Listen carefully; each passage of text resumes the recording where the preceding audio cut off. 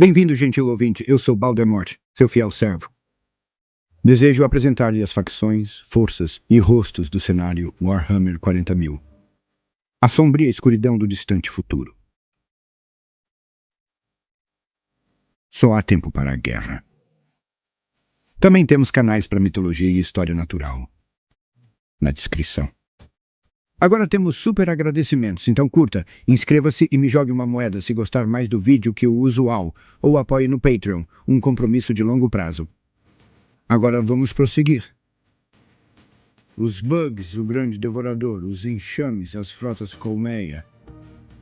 Todas as designações pelas quais são conhecidos, mas para a maioria da vida senciente na galáxia, eles são conhecidos como os Tyranids. E isso simplesmente se deve ao fato de ser o nome do primeiro planeta, que se acredita terem sugado até secar. Mas há uma singular semelhança em todos esses nomes, pois parecem tão imponentes, tão sombrios, mas são o oposto disso, pois são insultos de categoria, termos diminutivos para uma raça que ninguém entende e ninguém parece capaz de derrotar permanentemente. Não acredita em mim? Vamos pensar um pouco. Insetos. O que se faz com insetos? Nós os envenenamos, queimamos ou até pisamos neles. O grande devorador, simbolizando a gula e que nunca foi intimidador. Então, novamente, é uma redução indireta. Os enxames, as frotas colmeia, novamente designações impassíveis que desafiam a necessidade de dar a eles um nome mais preciso, um toque mais pessoal. É quase como se a totalidade da galáxia os estivesse levando na brincadeira. Como se eles, o Eldar Orc Tal King e até mesmo o Império pudessem praticamente ignorá-los enquanto jogam seu jogo de tronos em escala galáctica. E, para ser honesto, essa é a maior força dos Tyranids. Sua arma mais potente é sempre as populações que eles atacarão. Afinal, é por isso que eles estão aqui, certo? Para simplesmente ir atrás do nosso maior globo cintilante repleto de vida. Eles chegam, eles se aglomeram, eles destroem e então eles consomem. Certo? Eles são apenas insetos sem mente, baratas com navios e apetite. Certo? E é essa perspectiva que permitiu que eles prosperassem positivamente em sua nova casa, a galáxia Via Láctea. Eles são os únicos seres que se acredita terem vindo de fora da galáxia conhecida. Alguns dizem que eles foram atraídos para cá pela explosão do farol de faros durante a heresia de Horus, como mariposas intergalácticas atraídas por uma chama. Alguns dizem que eles seguem a luz do Astronomicon, mas de acordo com até mesmo os navegadores mais potentes, existe apenas um certo raio para a luz que o Imperador projeta. Ela só vai até certo ponto. Então, como eles viram esse farol através das galáxias, se esse é o caso? Onde um Psyker totalmente treinado e com a alma à frente ou um navegador potente não poderiam. Estranho de fato. Mais uma vez, eles são subestimados. Eles são reduzidos à ameaça de um inseto muito grande como cupim ou formiga. Assim, as potências galácticas e todas as raças que constituem seus muitos níveis de poder os enquadram de uma maneira que os torna menores. Como um espelho para um vampiro, as raças do cenário se recusam a enxergar a profundidade de seu problema. Eles se recusam a ver ou até mesmo olhar para o que está lá. Pois no reino constantemente atualizado da lore de Warhammer, esses seres não são apenas máquinas de matar sem mente. Eles são mantidos juntos por uma consciência, se é que essa é a palavra certa. Talvez seja mais uma vontade racial, um subconsciente específico que guia e controla as muitas ramificações da colmeia e é o guarda-chuva acima de todas as frotas. Pois quando se olha para o Tyranid de uma maneira tão depreciativa, reduzindo-os a um nível de drones sem mente, então não se pode realmente prever contra-atacar ou derrotá-los, porque eles não são devidamente considerados. Até mesmo os orcs são monitorados ou observados por outras raças seja por escrutínio, exploração ou captura de orques importantes, assassinando aqueles identificados como sua liderança, como o Império e os Eldar são conhecidos por fazer. As outras raças, portanto, lhes dão autonomia. Eles não pensam muito bem do Greenskin, nada poderia estar mais longe da verdade, mas ainda consideram seus ataques e, nisso, admitem subconscientemente que consideram o inimigo uma ameaça potencial. Mas os insetos? Aqueles que você pode pisar. Como é tão frequentemente verdade, o segredo da opinião, a verdade do assunto é dado no nome. E se os Tyranids não forem tão irracionais quanto se acredita? E se este for um ataque que foi planejado até o último detalhe? Sua mente é muito superior à nossa. E as evidências estão lá. Ah, sim é. Mas antes de eu apontar os fatores, vamos ver se você consegue juntá-los sozinho. Devo fazer o que sou conhecido por fazer. Vou ler o escaneamento da lenda para garantir que é contemporâneo e autêntico. Então vamos discutir como tudo se revela nesses textos, se dermos um pequeno passo atrás. Se levarmos a sério uma ameaça e uma espécie. E então, como de costume, para as noções básicas, vamos nos apoiar na sabedoria existente para citar Hive Fleet Gorgon. Nenhuma outra Hive Fleet foi documentada para possuir a rápida e insidiosa adaptabilidade da Hive Fleet Gorgon. Observou-se que suas ninhadas hiperadaptam-se até mesmo entre uma onda de ataque e a próxima, superando e ultrapassando até mesmo a presa mais estrategicamente flexível para seu eventual terrível destino. É o Império Tau, mais do que o Império da Humanidade, que suportou o brunt do ataque da Hive Fleet Gorgon, possivelmente por vários séculos. No entanto, a humanidade teve o azar de enfrentar Gorgon em batalha, assim como os Greenskins, os Eldari e inúmeras outras raças alienígenas. Dois fatores comuns surgiram dessas batalhas contínuas ao longo da borda oriental da galáxia. O primeiro é a velocidade e a engenhosidade com que a Hive Fleet Gorgon foi vista se adaptando diante de presas resistentes. O segundo, uma observação mais horrível, é o grau em que essa adaptabilidade favorece a guerra tóxica. A frota alta Gorgon faz grande uso de esporos armados, especificamente aquelas variantes que se espalham em nuvens microscópicas ou que podem ser lançadas de organismos bestiais esporocasters. Os enxames da frota alta Gorgon avançam envoltos em nuvens rolantes desses devastadores esporos tóxicos. Nenhum respirador ou compartimento selado consegue barrá-los, e uma única inalação pode fazer os órgãos das vítimas incharem e estourarem, com organismos se autorreplicando enquanto a carne se solta dos ossos. Ninhadas sinistras de pulsos venenosos flutuam na escuridão, com tentáculos chicoteando para açoitar e estrangular. Eles expelem cada vez mais poluentes genéticos mortais para proteger o avanço dos Tyranids e sufocar a vida do inimigo.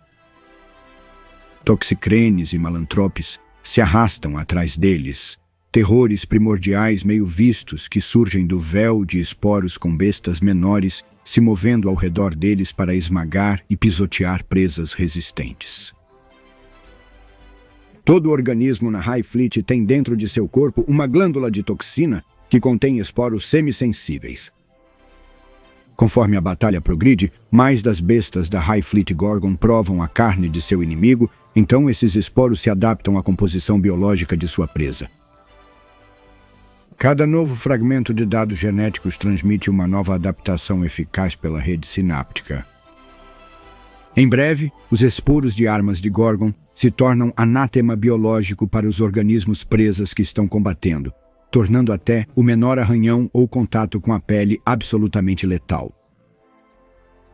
Se a batalha durar tempo suficiente para que isso aconteça, o inimigo certamente será dominado, seus exércitos se desfazendo, muitas vezes literalmente, diante da horrível guerra biológica dos Tyranids.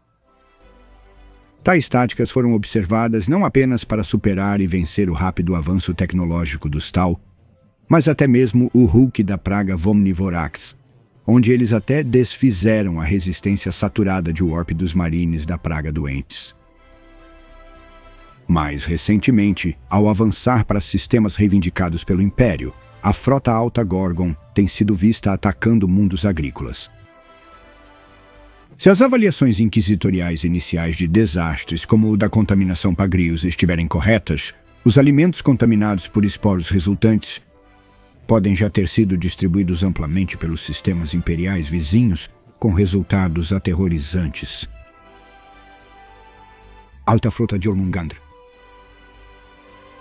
A frota colmeia Jormungandr, às vezes referida simplesmente como a Grande Serpente, caça de uma maneira muito incomum.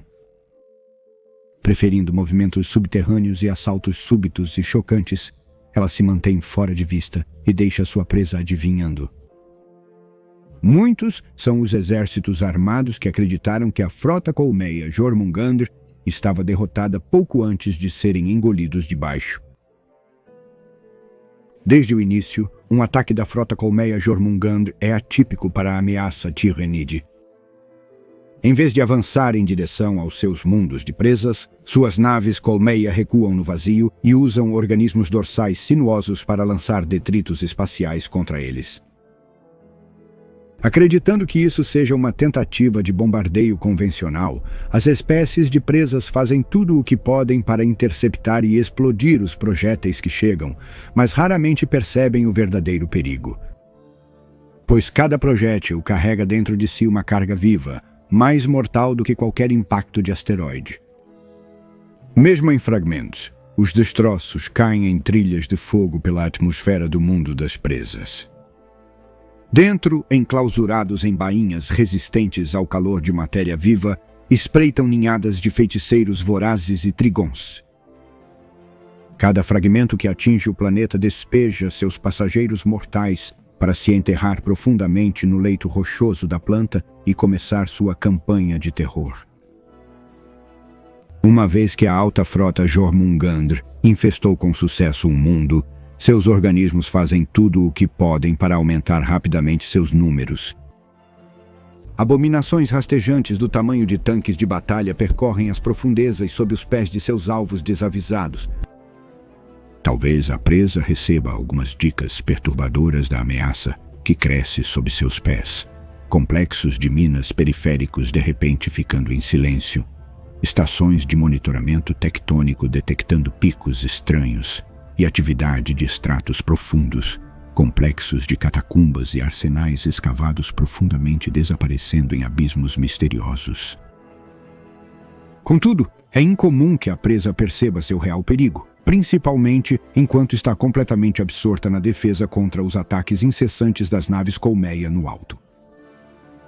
Então vêm os enxames subterrâneos quando a Grande Serpente ataca. Horrores escavadores explodem das profundezas para devorar guarnições inteiras.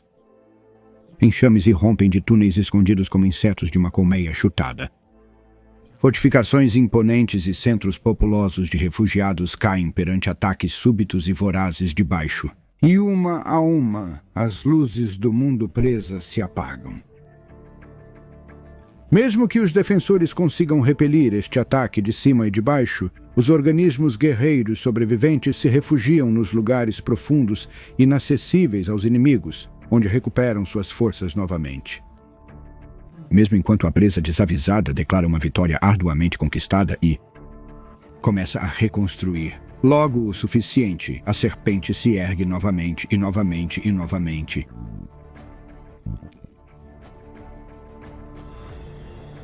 Enxame Cronos.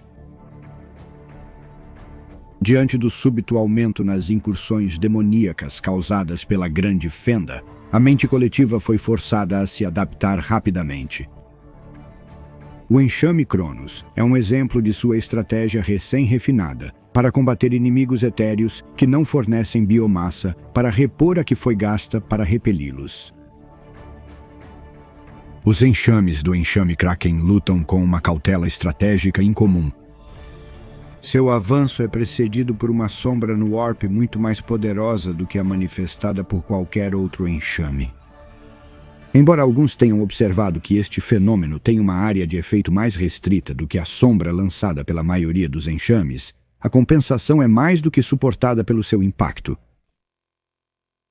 A sombra de Cornish drena ativamente a vida de presas psiquicamente capazes, sugando suas energias para fortalecer o enxame, deixando-as como nada além de cascas desmoronando. Manifestações empíricas oscilam e somem sob o manto abafador. Relatos de testemunhas até citaram pulsos de distorção encolhendo diante da aproximação da frota colmeia e entidades demoníacas apagadas como chamas de velas. Claro, todas essas declarações foram suprimidas pela Inquisição, pois lidam com fenômenos de guerra prescritos. No entanto, o fato dos poderes contra-empíricos da frota colmeia Cronos permanece. Quando seus enxames entram em batalha, esta frota colmeia foca na guerra à distância, comprometendo-se com o assalto próximo apenas onde a vitória é certa. Seus organismos guerreiros instintivamente conservam biomassa, enquanto as bestas alimentadoras se concentram em reciclar toda a matéria tiranide morta o mais rápido e eficientemente possível. Mais de um comandante foi pego de surpresa quando suas defesas estáticas bem reforçadas foram metodicamente destruídas por salvas de bioincendiários, bombardeios de artilharia viva e chuvas precisas de estilhaços quitinosos. A frota estelar Cronos desfruta de uma relação simbiótica com os tentáculos da frota estelar Leviatã, que foram observados predando, mas não devorando, o equivalente a mundos inteiros de biomassa.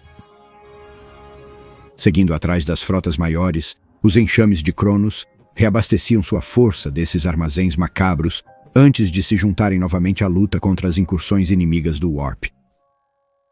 Dessa forma, os tentáculos de Cronos têm lentamente avançado ao longo das bordas da Grande Fenda, focando em sistemas corrompidos pelo caos, com o potencial de ameaçar o progresso de outras frotas estelares. Eles atacam como o ferrão de alguma besta monstruosa antes de recuar para recuperar suas forças. Raças presas podem achar tentador crer que a frota estelar Cronos é uma aliada inesperada contra o caos. Tais esperanças são logo destruídas. Sempre que possível, os enxames de Cronos escolhem mundos presas vulneráveis, consumindo biomassa com ferocidade voraz para alimentar sua luta contínua contra seus verdadeiros inimigos.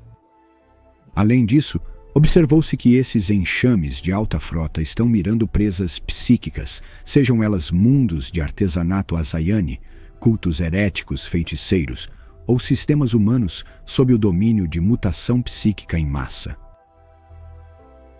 Se isso é uma tentativa de absorver mais psicobiomassa ou eliminar potenciais condutos para a incursão demoníaca, não está claro. Mas, com as energias da Grande Fenda acelerando o potencial psíquico de quase todas as raças na galáxia, é um novo precedente perturbador e perigoso. Frota Colmeia Hydra. À primeira vista, a frota Colmeia Hydra se apresenta como uma das menores e menos perigosas de seu tipo. Essa impressão é apenas reforçada pelo aparente contentamento de seus navios colmeia em se esconder na esteira de enxames maiores e se alimentar de seus restos. É apenas quando a Hydra avança repentinamente para atacar que a ilusão é despedaçada. A frota colmeia Hydra chegou recentemente na galáxia. Seguindo rotas já percorridas por tentáculos maiores e mais lentos de outras frotas colmeia, ela avançou velozmente em direção ao núcleo galáctico. Para manter as reservas de biomassa, os navios colmeia da Hydra vasculham sem piedade, devorando os restos despedaçados de frotas fragmentadas e tentáculos derrotados tão prontamente quanto espécies de presas mais convencionais. Seus enxames de invasão também descem sobre plantas que recentemente resistiram ao ataque de outras frotas colmeia, acabando com aqueles mundos de presas enfraquecidos e devorando seus defensores desesperados. O xenobiologista Magus Ekros van Zendrik estudou o avanço da High Fleet Hydra na galáxia. Após observar à distância seus enxames consumindo o mundo de mineração de Kostok, santuários avançados de furtividade nas naves de pesquisa do Magus, permitiram que ele rastreasse sua monstruosa presa, enquanto permanecia escondido, bem, até agora, pelo menos, dos sentidos da nave colmeia. Van Zendrak fez e transmitiu notas copiosas sobre o avanço rápido de Hydra, extrapolando suas táticas incomuns de suas observações. É uma sorte para o Império que este seja o caso. Quando os enxames da frota colmeia Hydra desencadeiam sua verdadeira fúria, é realmente raro que alguma presa sobreviva para relatar suas experiências. Van Zendrik estabeleceu que os navios colmeia da Hydra retêm enormes reservas de biomassa. Eles parecem capazes de implantá-lo com uma velocidade tremenda, gerando enormes enxames em um espaço de tempo assustadoramente curto. Além disso, graças ao seu consumo voraz de outros remanescentes da frota Sprinter, a frota colmeia Hydra parece ter absorvido as memórias sensoriais de muitos predecessores derrotados e aprendido rapidamente com eles. A partir de um núcleo compacto, a Hydra pode gerar súbitas e enormes tempestades de invasão, além de vastas massas de organismos defensivos do vazio conforme necessário, todos com instintos aprimorados pelas mortes de suas presas. O reflexo insidioso de resposta à ameaça da alta frota Hydra persiste. Durante as primeiras etapas da invasão planetária, seus navios altos semeiam a atmosfera superior do mundo presa com vastas margens de tiranócitos, dentro dos quais dormem ninhadas de organismos guerreiros. Quando as bioformas na superfície encontram resistência intensa, elas enviam pulsos através da rede sináptica ao morrerem. Esses sinais acionam os tiranócitos flutuantes, que mergulham ao solo, liberando sua carga monstruosa onde seus companheiros morreram. Assim, ao matar uma ninhada de organismos guerreiros, a presa logo se vê enfrentando o triplo do número de inimigos, e então incontáveis mais uma vez. Em breve, até as defesas mais poderosas são superadas pelo poder aparentemente infinito das enxurradas da frota enxame Hydra.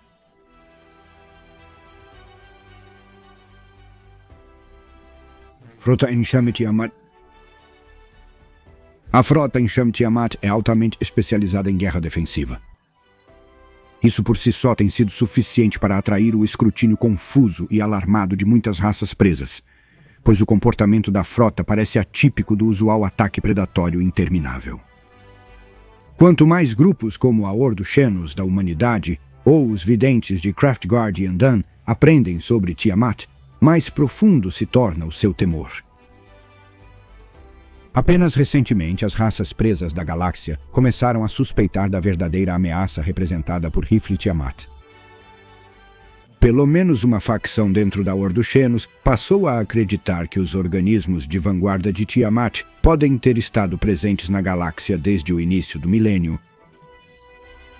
e que, trabalhando lentamente e furtivamente, esses Tyranids têm trabalhado para criar algum terrível bioconstruto desde então.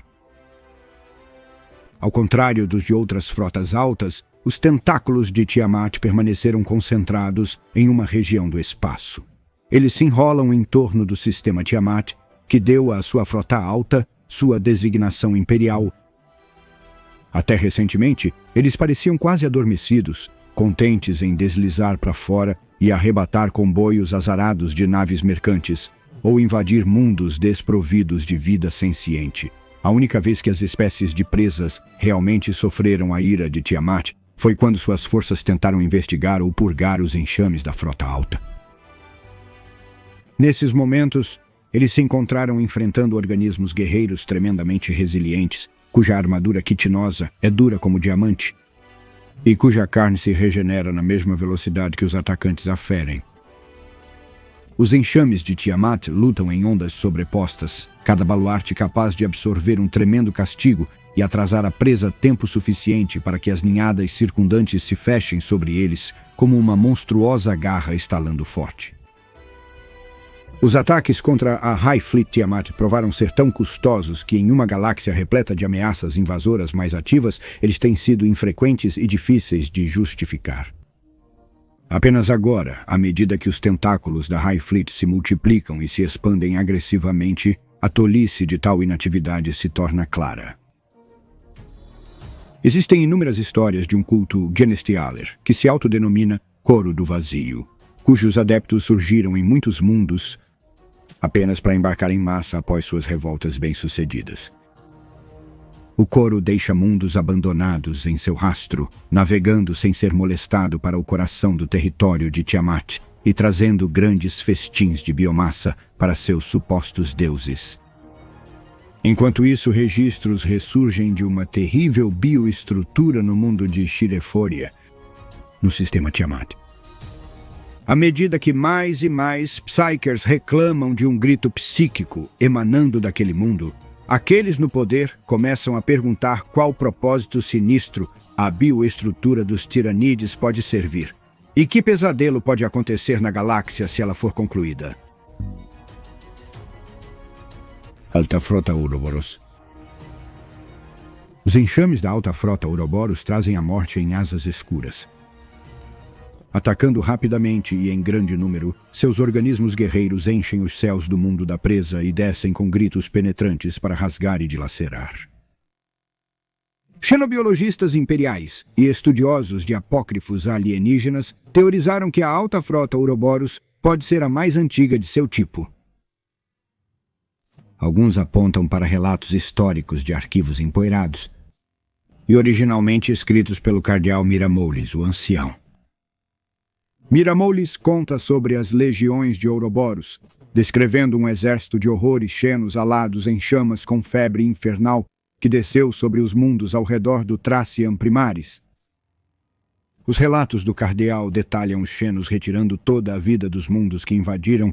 Investigações subsequentes por equipes inquisitoriais notaram cicatrizes bioplasmáticas distintas em relíquias sobreviventes da guerra para derrotar essa ameaça voraz. Outros sábios mais versados nas artes biológicas citam a natureza primitiva dos organismos da Alta Frota Ouroboros como um indicador de sua antiguidade. Amostras orgânicas removidas de batalhas contra esta alta frota parecem quase primordiais em sua simplicidade robusta, especialmente quando comparadas às bioformas mais refinadas de altas frotas como Leviathan ou Cronos. Longe de ser uma fraqueza da Alta Frota Ouroboros, no entanto, os relatos horríveis daqueles que lutaram contra suas hordas revelam que essa simplicidade é uma força. Estratégias refinadas durante as guerras tirânicas se mostram ineficazes contra os organismos guerreiros de Ouroboros. Exércitos que esperam explorar pontos fracos anatômicos, comportamentos instintivos cuidadosamente documentados ou vulnerabilidades a toxinas genéticas personalizadas descobrem tarde demais que esses tiranides não os possuem. Lições aprendidas ao longo de séculos de guerra contra a ameaça tiranide devem ser descartadas às pressas em favor de táticas defensivas muito mais básicas e sanguinárias. É uma realização que chega a muitos mundos de presas tarde demais para ser de qualquer ajuda. Mesmo os que entendem logo como lutar contra a High Fleet Ouroboros encaram uma batalha aterrorizante pela sobrevivência. Seus enxames de invasão favorecem organismos aéreos, preenchendo os céus do mundo de presas com bilhões de gárgulas intercaladas com nuvens de esporos em descida. Grandes formas cortam essas tempestades vivas, vastas monstruosidades aéreas, arando as massas estridentes como leviatãs do mar profundo, espalhando cardumes de peixes. Os organismos voadores se aglomeram tão densamente que bloqueiam a luz do dia, mergulhando para atacar no crepúsculo antinatural projetado por suas asas. O brilho sinistro que envolve suas armas biológicas é a única luz. Seu ataque vem com uma velocidade chocante e, sempre que possível, os organismos Ouroboros atacam postos de comando e qualquer presa que identifiquem como líderes militares ou espirituais. Massas de monstros chilreantes, garras, batendo asas, derrubam mastros Vox com seu peso puro, lavam telas Auspex em uma tempestade de contatos amorfas e arrancam mensageiros gritando no ar para serem despedaçados. Dessa forma, Ouroboros arranca os olhos de sua presa, cegando-os estrategicamente em uma escala planetária, e empurrando os defensores para a ignorância e o pânico. Arrastados para o mesmo nível primitivo que os monstros que os atacam de cima, muitos soldados assustados se agrupam para proteção. Eles se acovardam em buracos subterrâneos, permanecendo dentro do círculo decrescente de suas fontes de luz e fogueiras crepitantes, orando para suas divindades pela salvação. Tudo que vem em resposta são novas ondas de tropas terrestres tirânicas e horrores ocultos que caçam sistematicamente cada última presa, expulsando-os para a superfície, onde, no último e desesperado fim, os enxames do céu descem sobre eles com aberrações exultantes. Apenas uma espécie de presa na galáxia permanece consistentemente imperturbável pela frota enxame Ouroboros. A maioria dos orcs não se importa com estratégia e não reconheceria a coordenação global mesmo que ela os mordesse. Como tal, as bandas de guerra Greenskin receberam o ataque das hordas celestiais da frota enxame Ouroboros com a mesma alegria que teriam em qualquer outra boa luta. Mais do que felizes em lutar uma guerra primitiva e rudimentar, os orcs já derrotaram os enxames de Ouroboros várias vezes. Fim da citação. Os Tyranids estão aqui há muito mais tempo do que as pessoas gostariam de acreditar, mas certamente antes da proclamada Primeira Guerra Tiranic. Na verdade, Ouroboros não é a primeira frota Hive suspeita de chegar à galáxia Via Láctea. Os indícios estão espalhados por toda parte. Pois há Ouroboros, mas existem indícios de incursões ainda mais antigas da frota Hive na galáxia, sendo Colossus uma delas. Vou vincular um vídeo dos grandes Ramleys do canal Warhammer 40.000 Teorias para mais detalhes, pois ele resumiu tão bem. Mas existem monstros escondidos à vista de todos em toda a galáxia. O cenário. O Kraken de Fenris, os horrores em Catachan, tanto a flora quanto a fauna, e outros estão por toda parte. Mas não é apenas nas frotas e seus métodos de guerra que devo chamar sua atenção. Também acho que devemos ouvir o que o mais novo códice diz sobre poderes psíquicos, a sombra no Warp e o efeito do caos nos Tyranids. Portanto, vamos mergulhar novamente. Para citar a sombra no Warp. Assentando-se como um vasto e terrível manto em incontáveis mundos, a sombra no Warp anuncia a chegada das frotas de colmeia Tyranid. É um fenômeno assustador que, seja por acidente ou design, provou ser uma arma incrivelmente eficaz contra muitas das raças sencientes da galáxia. O Warp é uma estranha dimensão de energias sempre mutáveis que se esconde atrás da pele do espaço real. É um turbilhão e um mistério infinito. Em meio às suas correntes, as paixões, obsessões, tristezas e alegrias de todos os seres vivos encontram reflexo. O Warp tem sido uma bênção e uma maldição para as raças sencientes da galáxia. É uma fonte de poder quase ilimitado para aqueles que o dominam. É o oceano de onde fluem os dons de todos os psíquicos. Também é o meio pelo qual a humanidade se espalha pelas estrelas e pelo qual o Império do Homem realiza viagens e comunicações interestelares até hoje. No entanto, também é o reino de entidades malévolas e atemporais, nascidas das emoções primais de todos os seres vivos e obstinadas em consumir a realidade. É por causa dessas entidades hostis, conhecidas como demônios, que se deve ter extrema cautela ao lidar com o Warp. No entanto, não há alternativa senão correr o risco. Sem usar as energias do Mar de Almas, cada sistema estabelecido se torna uma chama de vela isolada em meio à escuridão infinita, apenas esperando para ser apagada. É este estado de isolamento impotente que a sombra no Warp impõe sobre a presa dos Tyranids. O fenômeno em si é um sinal psíquico sufocante que envolve as altas frotas, se estendendo por vastas distâncias a partir delas em todas as direções. Embora até mesmo raças tão avançadas quanto os antigos Eldari permaneçam incapazes de explicar como, a sombra se insinua nos sentidos mortais e interfere em sua conexão com o Warp. Para até mesmo as criaturas mais obtusas, essa é uma experiência perturbadora e causa aumento da ansiedade, paranoia e pânico se espalhando pelas populações de presas. Um medo onipresente incita multidões à violência e faz com que profetas apocalípticos tomem as ruas antes mesmo dos primeiros avisos da aproximação dos tiranídeos. É entre os seres psiquicamente conectados, porém, que uma sombra na trama é percebida mais intensamente. Psíquicos humanos, garotos estranhos orques e praticamente toda a raça Eldari estão entre esses infelizes, sua sensibilidade psíquica tornando-os perigosamente vulneráveis aos efeitos insidiosos da sombra. O fenômeno foi descrito como um cobertor entorpecente de estática que preenche os pensamentos, dificultando ainda mais pensar ou falar.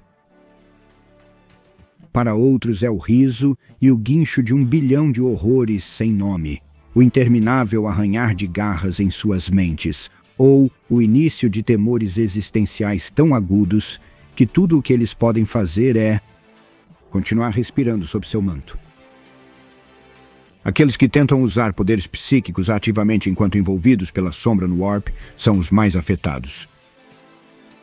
Mesmo para acessar seus dons em tais momentos, requer um esforço extremo, e aqueles que tentam provavelmente serão levados à loucura ou mortos por hemorragia craniana explosiva ao manifestar até mesmo o mais fraco lampejo de poder. Crucialmente, os astropatas que tentam enviar núcleos angustiados para o amplo império encontram seus gritos mentais sufocados, morrendo dolorosamente na maioria das vezes antes que possam forçar algo através do sufocante manto psíquico. Os navegadores também são afetados, seus terceiros olhos são cegados e suas mentes dominadas pela sombra, impedindo-os de guiar as naves de evacuação em segurança ou as naves de guerra para resgatar os mundos sitiados. Terminam em desastre e morte.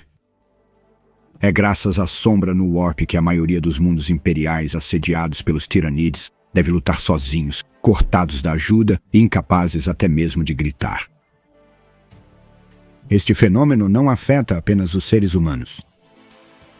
Para a maioria dos ramos da raça Eldari, apenas estar em proximidade com os tiranides traz tormento que eles devem lutar para ignorar se quiserem ter alguma chance de revidar. Além disso, os dons psíquicos premonitórios nos quais sua raça em declínio confia são praticamente inúteis, uma vez que a sombra no Warp se instala ao redor deles. A feitiçaria do Warp falha tão facilmente quanto os poderes psíquicos mais santificados, deixando até mesmo os servos dos deuses das trevas uivando em fúria impotente enquanto os tiranides descem sobre eles. Apenas raças verdadeiramente inativas psiquicamente, como os Tau ou Necrons, têm menos a temer da sombra, mas mesmo assim a insidiosamente colmeia tem métodos pelos quais pode transformar sua vontade Gestalt em arma contra eles para reivindicar a vitória. Não está claro exatamente como as bestas de guerra Tyranid manifestam poderes que ecoam as habilidades psíquicas das variadas raças de que se alimentam. No entanto, quanto mais as frotas da colmeia estendem seus tentáculos para a galáxia e mais de seus enxames emergem da escuridão externa do vazio, mais tiranides têm sido observados adaptando cada vez mais bioformas cujas habilidades fazem exatamente isso. Alguns xenobiólogos postulam que essas criaturas estão sugando energia do Warp de maneira controlada, totalmente diferente de qualquer coisa alcançada por qualquer outra forma de vida conhecida. Outros acreditam que são as energias sinápticas da própria mente coletiva que estão sendo canalizadas, crepitando através dos tecidos sinápticos encefaláticos dos tiranides antes de serem liberadas em explosões sibilantes de energias letais, projetadas como campos de força cintilantes, amplificadas em gritos psíquicos que destroem a sanidade ou empregadas para conduzir as bestas do enxame inferior a uma fúria assassina frenética. Para quem enfrenta os Tyranids, tais teorias acadêmicas parecem vazias. Importa apenas que os Tyranids são capazes de empregar uma gama horripilante de aparentes habilidades psíquicas para despedaçar as mentes e corpos de suas presas, aparentemente com facilidade. Fenômenos inexplicáveis. Quanto mais os estudiosos da galáxia estudam a ameaça Tiranide, mais perplexos eles ficam com as estranhas interações dos Xenos com o Warp. De certa forma, os Tiranides parecem empiricamente inertes. O War dos Xenos reuniu registros que mostram frotas fragmentadas, engolidas por rasgos de Warp, apenas para emergir de outros fenômenos imateriais em regiões completamente diferentes da galáxia. Se a maioria das naves alienígenas fosse submetida ao Warp dessa forma, provavelmente sairiam seriamente avariadas ou modificadas, se é que voltariam. As naves da Colmeia parecem ilesas por sua experiência, surgindo das marés turbulentas do espaço Warp tão famintas e mortais quanto sempre. Pior, mais de um desses tentáculos irrompeu diretamente no meio de um sistema estabelecido. Os inquisidores do Ordo Xenos e a elite da Death Guard também descobriram outro fenômeno insidioso nos últimos séculos. Os Genestealers são organismos de vanguarda prolíficos da High Fleet, movendo-se à frente dos enxames como clandestinos em navios imperiais e infiltrando-se em mundos humanos. Somente desde os horrores de Gozar Quintus ficou aparente que essas criaturas estão fazendo mais do que caçar. Está no dom do Genestealer infectar organismos presas abduzidos com uma maldição genética que traz as vítimas sob o domínio do Genestealer. Cada vez mais da população de presas são forçadamente induzidas ou nascem no culto Genestealer resultante, que festeja sob a pele da civilização imperial até o dia em que irrompe em uma rebelião completa. Embora isso não seja ameaça suficiente, também foi sugerido que os próprios cultos transmitem algum tipo de sinal psíquico em massa, embora esteja além até mesmo dos magos mais talentosos decifrar sua natureza ou mecanismo exatos. O que parece aparente é que as frotas Hive podem perceber esse sutil farol e segui-lo até novos campos de alimentação. Tal fusão profana do potencial psíquico e sináptico humano e tiranide sugere pesadelos ominosos e terríveis ainda por vir. Fim da citação. E assim começamos a ver tudo se juntando. Por enquanto temos uma imagem muito mais clara, ainda tão vaga, tão efêmera, pois quem pode conhecer a mente da colmeia? Bem, se você o tirar do pedestal, ou tirá-lo do esgoto de ser visto como um inimigo sem pensar, então as coisas se tornam muito mais claras. Os Tiranides já vieram antes e foram derrotados e foram ignorados. Seja lá o que forem os Tiranides, eles reagiram como um estrategista, não como um pântano que consome tudo. Pois eles enviaram seus batedores, não apenas com uma grande frota Ouroboros, ou mesmo Colossos, mas ainda mais cedo, com Genestealers e Zotes à frente deles. Eles evoluíram, é o que alguns diriam, mas outros podem ver a consciência. Pois então eles criaram exércitos diferentes, diferentes formações e diferentes abordagens para a guerra. Eles desenvolveram heróis de um tipo, Death Leaper, Old One Eye, até o Swarm Lord. Eles têm frotas que atacam com força, exércitos que se enterram, frotas que mudam frequentemente, frotas antigas que jogam uma chave de fenda nas obras de todas as previsões. Eles têm frotas que defendem regiões, eles têm frotas altas que atacam da borda galáctica e aqueles que atacam debaixo de seu plano. Eles até têm uma colmeia varredora em reserva que consome tentáculos menores, acumulando sua biomassa pronta para ser usada novamente, muito parecido com um oficial entrando no mato de uma região onde uma batalha foi travada e perdida, então reunindo os recursos que podem ter sido despedaçados do exército por deserção, sendo cortados ou simplesmente por estarem perdidos. Os Tiranides podem viajar pelo Warp ilesos, além de adotar, absorver e contra-atacar novas cepas psíquicas. Isso não parece um acidente, evolução ou coincidência. Tudo parece tão bom. Planejado. Para a evolução exigiria que suas frotas começassem quase idênticas e mudassem devido às adversidades e resistências que enfrentaram. Mas isso não é verdade. A mente coletiva está testando quais táticas, quais estratégias e quais habilidades serão mais eficazes. O Rei Silencioso voltou. Mas afirmar que ele consideraria seu povo em risco apenas por uma avalanche de carne é obtuso. Isso não se encaixa na grandiosa visão dos Necrons sobre si mesmos, muito menos no Rei Silencioso, exterminador não apenas dos antigos, mas também dos Catan. Ele destruiu não apenas os deuses inimigos, mas também aqueles que lhe permitiram a vitória sobre eles. Ele é um planejador, um conspirador, com paciência suficiente para esperar milhões de anos para que um plano amadureça. Porém, é provável que ele tenha apenas observado o tamanho das frotas Tiranide e recuado, buscando organizar uma resistência com seu povo antes da chegada deles. Não acredito nisso. Eu acho que este, o mais astuto, metódico e paciente de todos os chefes de Estado, teria absoluta certeza da ameaça antes de retornar, antes de mudar seu curso. E isso significa que ele realmente sabe o quanto de nós eles são, pois seus navés não atacam os orcs nem os Eldar, seus antigos inimigos. As próprias raças das quais ele fugiu através do tempo para evitar seu auge. Se ele fosse um açougueiro amargo e distorcido, então certamente ele teria ficado por perto e então assistido, enquanto seu povo acordado esmagava o Cork Eldar. Não, suas frotas não atacam nenhuma dessas raças. Elas lutam contra os Tiranides. Ele até forjou alianças temporárias por conveniência com o Império da Humanidade, desde que o inimigo fosse novamente o Tiranide.